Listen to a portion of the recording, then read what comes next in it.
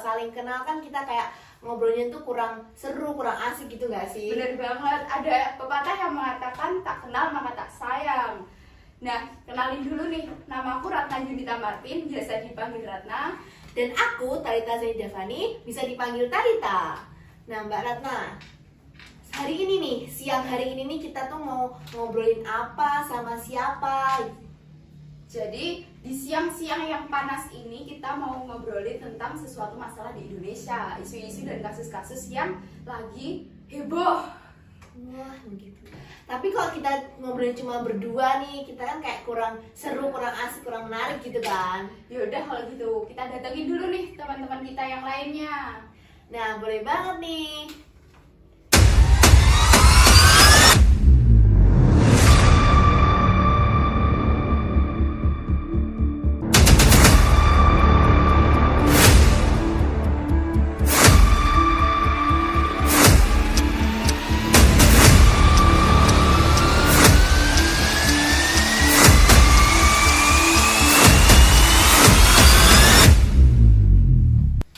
Selamat siang teman-teman semuanya.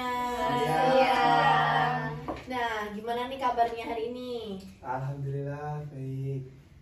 Apa nih kesibukannya sekarang?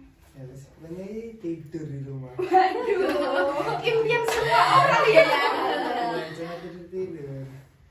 Tunggu dulu. Apa tuh Bata? Kita kan belum berkenalan nih sama mereka. Gimana? Nah, kita kenalan dulu nih. Silahkan Mbak.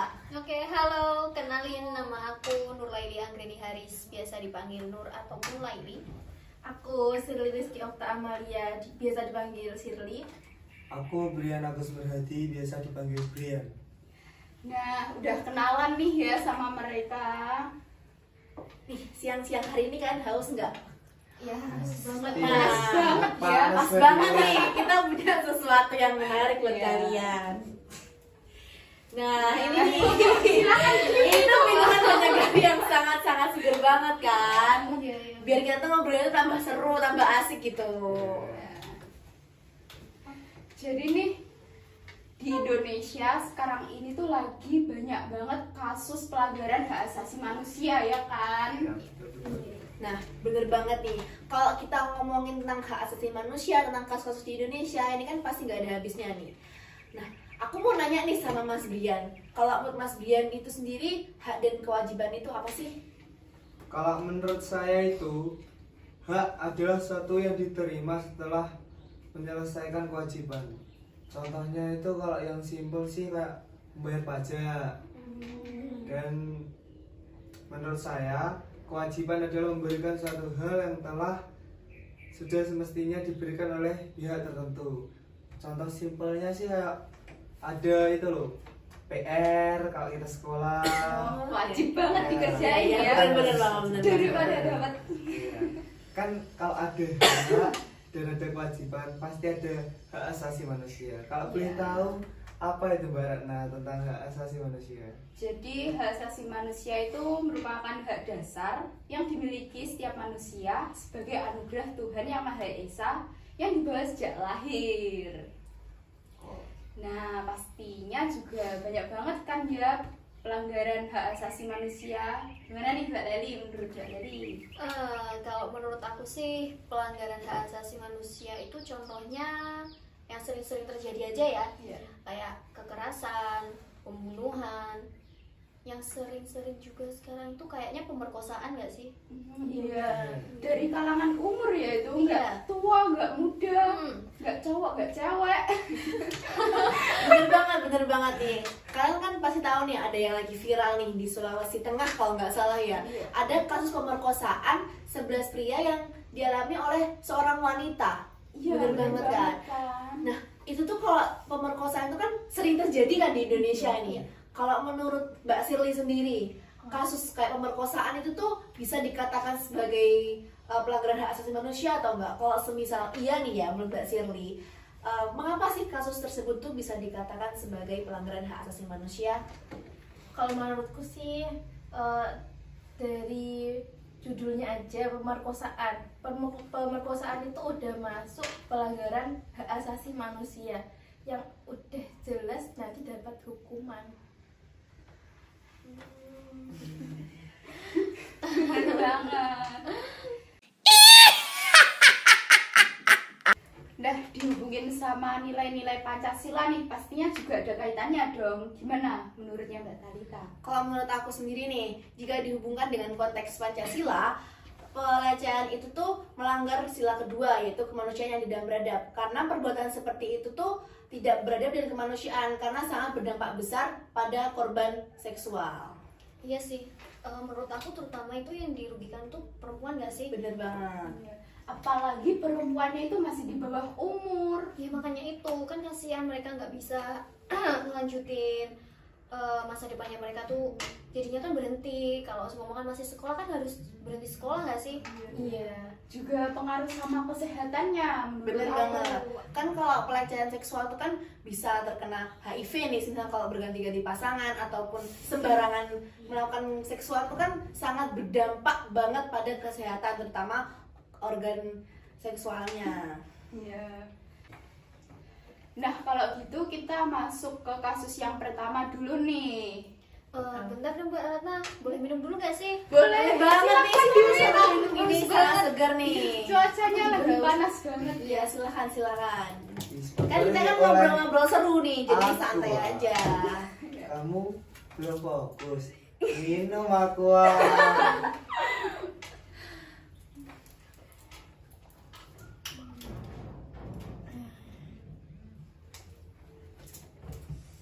Gimana? Udah semangat, udah seger pas Sudah dong.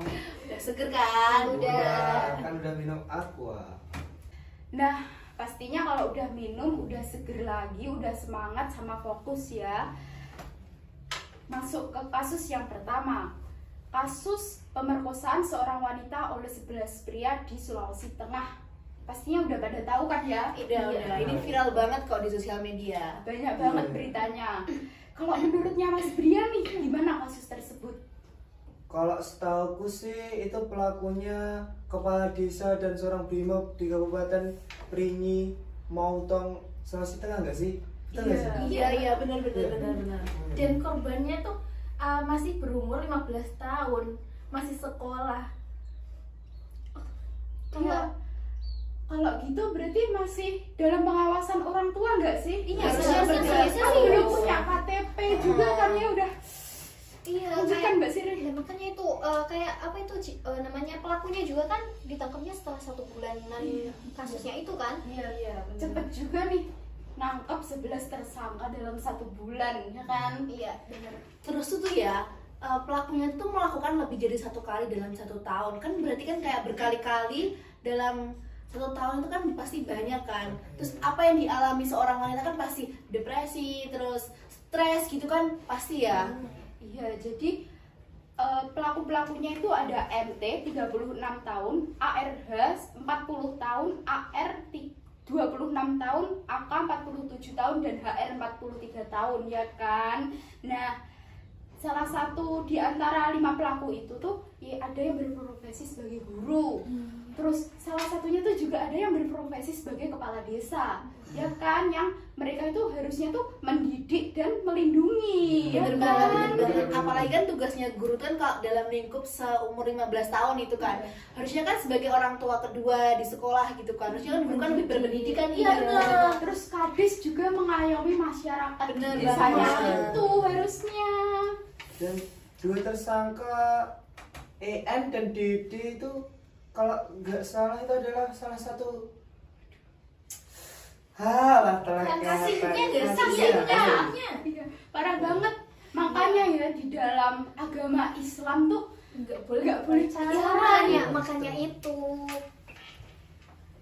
Nah, terus salah satu korbannya, pelakunya itu berpangkat IPDA, polisi. di wilayah setempat ya kayaknya ya. Kasian banget gak sih? Kayaknya setahu aku dia tuh kena infeksi bagian saluran reproduksinya. Kalau itu sih pasti ya. Soalnya kan kayak lebih dari 1 kali dalam 1 tahun terus bergilir gitu. Enggak, maksudnya itu pelakunya itu nggak cuma 1 tapi itu banyak gitu. Paling parah sih kalau semoga aja enggak ya. kalau kena HIV atau Itu parah banget sih. ganti-ganti pasangan kan sebelah Iya. orang. Iya benar-benar. Nah, kalau menurut aku tuh ya, selain dari penyakit yang bisa jadi kesehatan tentang reproduksi, tentang organ-organnya di dalam itu tuh si korbannya itu juga pasti kan ada kayak trauma, stres itu kan. Nah, sampainya itu tuh ya rumah sakit di Undata Palusana itu menghadirkan psikologi dan dokter ahli jiwa untuk membantu si korban itu biar bisa pulih gitu dari traumanya. Kan pasti kasihan banget kan. Ya, kasihan banget. makanya dalam Islam itu kan nggak boleh ya pacaran, apalagi masih di bawah umur ya kan. Nah, kabar baiknya nih ya, selama proses pemulihan si korban itu mengalami kondisinya makin membaik gitu loh. Alhamdulillah. Tidak semuanya. Terus aku juga dengar kasus nih, katanya ada pemerkosaan juga nih di Jawa Barat ya, Bandung ya. Bentar. Aku kayaknya pernah denger deh. Ini tuh kayak pemerkosaan di pesantren itu. Iya, nggak sih? iya, benar. Aduh, kalau dipikir-pikir tuh kayak korban pelecehan seksual di pesantren tuh kayak nggak masuk akal banget gak sih kan? Iya. Seharusnya tuh pesantren buat tempat menuntut ilmu. Ilmu. Iya, kan Iya. biasanya kan di pesantren itu kan agamanya kuat banget gak sih? Iya, iya. Seharusnya kan juga mereka yang jadi pelakunya harusnya paham dong. Ya tentang Iya. salah agama. Iya, kan? bener banget. Iya, pastinya di sana juga diajarin tentang tentang seksual gitu loh. Di pesantrennya kan Mbak Sirli sebagai anak pondok juga ya kan. Iya. Ya. Diajarin kayak gitu juga kan di sana. Nah, denger itu tuh kalau nggak salah itu pelakunya tuh kayak ketua pimpinannya gitu nggak mah pemiliknya itu tuh Parah banget. Gimana masa depan Indonesia kalau sekarang aja tuh udah kayak gini?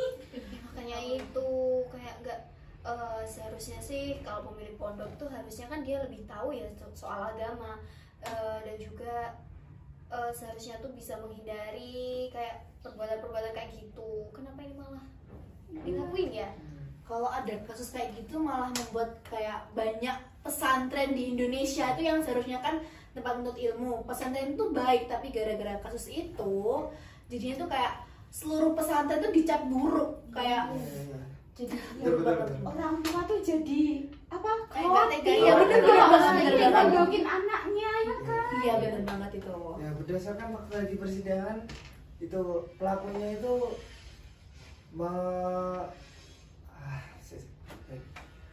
berdasarkan di persidangan itu pelakunya itu tidak menganggap anaknya dan menganggap anaknya itu yatim piatu, dijadikan tersangka sebagai bahan untuk meminta-minta di orang-orang sekitar Parah gitu. banget ya. Iya, Padahal kan dimanfaatkan. pemimpin dia itu ya, harusnya kan mengayomi gitu Mengayomi. loh. Dan salah satu saksinya itu memberikan keterangan bahwa dana bos pesantren tersebut itu digunakan yang tidak ya kayak Kayak gitu ya, seharusnya dipakai buat kebutuhan pesantren. Iya. Akhirnya Malah gitu. dipakai buat kebutuhan pribadi nggak sih? Salah Iya, banget. bener. Itu termasuk korupsi nggak sih? Ya itu Benar. terus banget. Iya, Korupsi itu jadinya. kayaknya pemikiran pelakunya tuh agak-agak deh itu tuh. Iya. Mungkin ada gangguan jiwa. Mungkin pelakunya harus di Anjir. Iya, setahu aku juga dari 12 korban itu 7 diantaranya udah melahirkan anak nggak sih? Duh, parah banget. Gimana keadaan orang tua para korban Bener-bener gitu? banget. Apa kayak orang tua itu terima gitu kan? Pasti kan anaknya tuh kan niatnya awalnya kan mau dididik ke pesantren biar lebih baik, tapi pulang-pulang malah Buat cucu. Buat cucu. Serius ya, ini tuh kasus serius ya. Enggak apa-apa. Sorry. Harusnya kasusnya serius ya ini. iya, tapi nggak apa sih karena ngobrol-ngobrol seru kan Iya, ya. iya.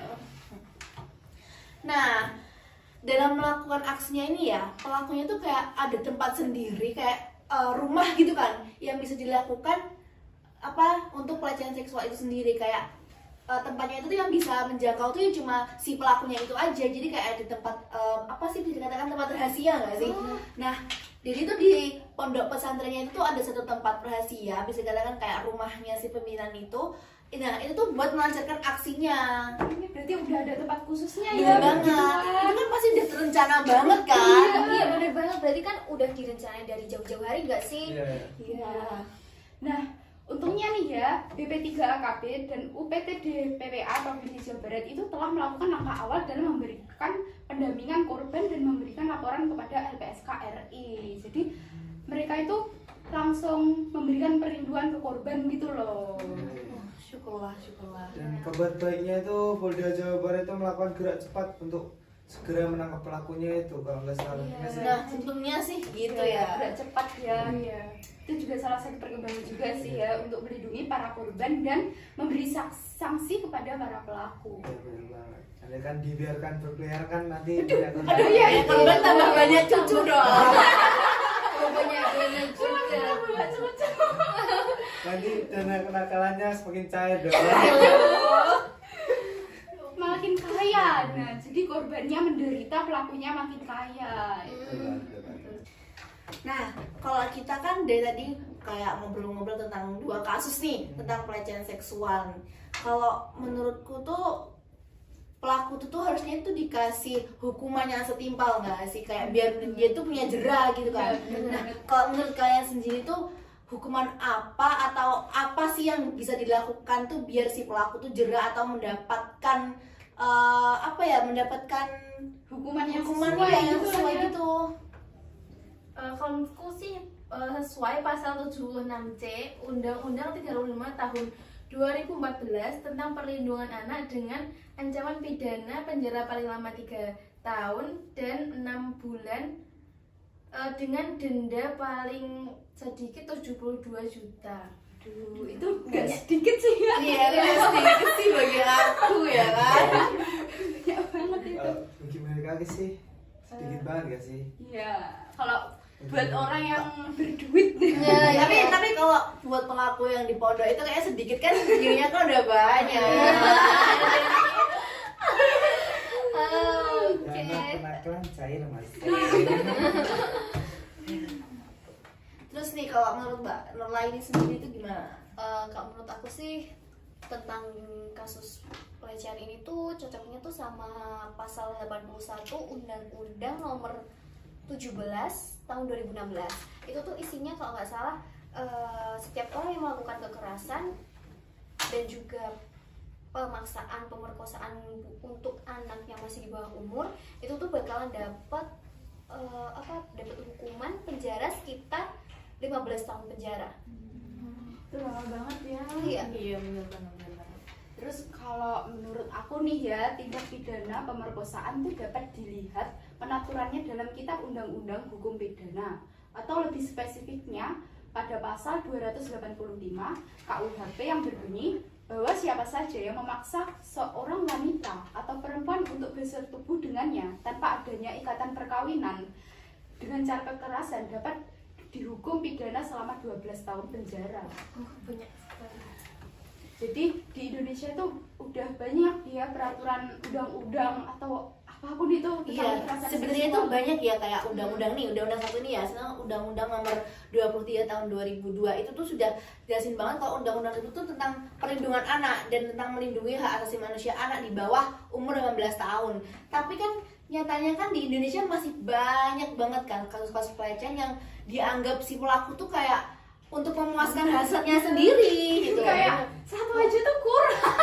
Apalagi kayak tadi kan kalau ingat-ingat kan tadi Mas Brian bilang ya kalau pelakunya tuh kepala desa sama Brimob. ya. Iya, Kan polis. kalau dilihatnya tadi pelakunya juga umurnya tuh udah ya bisa dikatakan tua gitu kan. Udah seharusnya tuh udah berkeluarga Iya, ya. kalau misalnya untuk memenuhi hasratnya kan sebenarnya udah cukup gitu kan. Kayak ngapain harus nyari korban lain Kalau ada gitu. istrinya.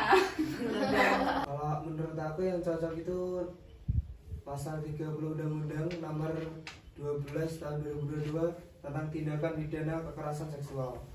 Ayat 1 itu berbunyi korban tindak pidana kekerasan seksual berhak mendapatkan layanan pemulihan. Dan sedangkan ayat 2 berbunyi korban mendapatkan ganti rugi atas akibat tindakan pelaku kekerasan seksual. Itu sih kalau menurut aku salah satunya. Ya itu kan apa ya, untuk membantu korban juga kan, itu kan korbannya kan juga udah mengalami kerugian, seharusnya si pelaku kan juga harus ganti rugi dong enaknya ngomong. Iya. Kasihan ya kalau kesehatan psikisnya, terus kesehatan mentalnya sama kesehatan tubuhnya itu juga terganggu. Kasihan banget.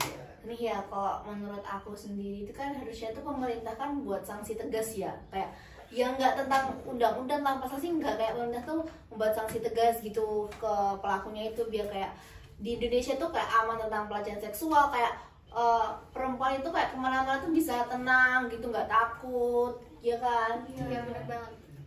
Ya seharusnya kan wanita itu dilindungi ya kan. Iya, benar.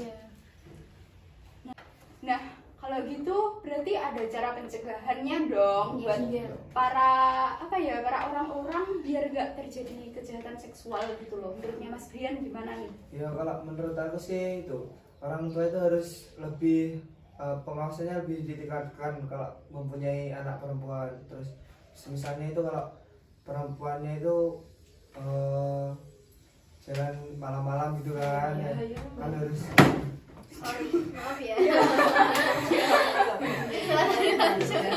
kan harus pulang jam 9, terus pergi kemana sama siapa itu kan kamu harus tahu kan. Iya, Harusnya kalau pulang malam itu harus sama orang tua atau siapalah yang bisa dipercaya, Iya, yang bisa terlindungi ya kan. Nah, kalau menurut aku sih ya biar kekerasan seksual tidak terjadi, kita tuh harus membuat pendidikan seksual di sekolah ya kan. Iya, benar. Harus diajari sejak dini agar nanti nggak terjadi di masa yang akan datang ya kan. Iya. Jadi anak-anak itu tuh memahami batasan-batasan gitu. Kalau laki-laki tuh nggak boleh gini ya, nanti perempuan tuh nggak boleh gini ya gitu. Iya, benar. Benar. Berarti kalau bisa dikatakan nih, guru tuh juga sangat berpengaruh banget ya buat pergaulannya muridnya gitu kan, kayak memilih temannya gitu. Terus dia tuh di sekolah tuh dapat ilmu yang nggak cuma pendidikan tentang matematika, IPA, fisika tuh enggak, sebenarnya itu kan harus pendidikan tentang seksual, tentang pergaulan itu kan juga harus mendapatkan sih sebenarnya. Iya, betul banget. Kalau menurutnya gimana, Mbak Leli atau Mbak Sirli dulu? Kalau menurutku sih sanksi dari pemerkosaan itu harus lebih di Tegaskan gitu Iya, ya. lebih ditegaskan agar pelaku itu takut untuk melakukan lagi. Memberi efek jerah kepada para pelaku gitu ya. Iya, benar-benar. Kalau menurut aku sih dari kasus pemerkosaan itu tuh kalau menurut aku buat pesan buat laki-laki ya sebenarnya lebih utamanya. Jadi mohon maaf ya, Soalnya Iya. dia aja ya di sini. Kalau menurut aku tuh harusnya tuh lebih bisa menjaga hasrat seksual ya sih menurut aku. Kalau sudah punya pasangan itu ya cukup sama satu pasangannya aja. Iya benar. Aduh. Ya, kalau belum ada ikatan perkawinan tuh jangan melakukan hal-hal Iya. yang di luar batas Iya gitu. benar, ditahan dulu gitu atau Iya. enggak minta ke orang tuanya, halo Pak aku mau nikah nih. Halo kenapa mau nikah gitu, nanti bilang aja. Tapi kalau kayak gitu ya Mbak Ta belum siap menikah tapi pengen menikah itu kan juga Iya sih. belum ekonominya belum mapan. Hmm. Terus gimana nanti kalau udah menikah pastinya kan Iya lebih berarti repot. berarti harus menghilangkan hasrat tentang seksualnya itu dengan melakukan kegiatan yang positif tentunya. Iya, benar. Bener banget. Haji. Iya. Kayaknya ini kebiasaan ya mengaji gitu, sholat, terus gitu Memperdalam lainnya. ilmu agama. Iya, benar ya. Betul. Nah dari tadi kan kita udah ngobrol-ngobrol seru nih, banyak banget kan. Nggak kerasa kita udah di penghujung acara gitu kan, ya kan mana? Iya bener banget, dari siang tadi yang panas-panas banget ya kan. Iya. Sampai sekarang yang udah mau sore. Bener, sampai minumnya udah habis loh. Menguras energi ya. Ngobrol-ngobrol. Tapi ngobrolnya asik kan tentunya. Iya, asik banget. Iya. Nah, terima kasih banget ya udah datang ke podcast kita. Iya, terima kasih. jangan menyesal gitu ya datang ke podcast Sering-sering kita. datang ya, nanti kita Iya. ngobrol lagi deh masalah apa gitu. Ya, kalau bisa kita nanti juga bisa loh jalan-jalan kemana gitu. Oke. Bisa dijadwalin. Iya bener banget. Pokoknya mohon maaf banget udah memotong waktu kegiatan kalian. Makasih bang udah datang. Terima kasih banget nih ya udah nemenin kita, udah nonton podcast kita, ya kan Mbak Ta? Bener banget nih. Nah, jangan lupa ya, stay tune terus podcast kita selanjutnya karena kita akan datengin teman-teman yang lebih seru lagi, yang nggak pastinya juga nggak akan kalah dari serunya dari mereka bertiga. Dan juga dengan topik-topik yang baru juga. Benar. Sampai jumpa dan see you.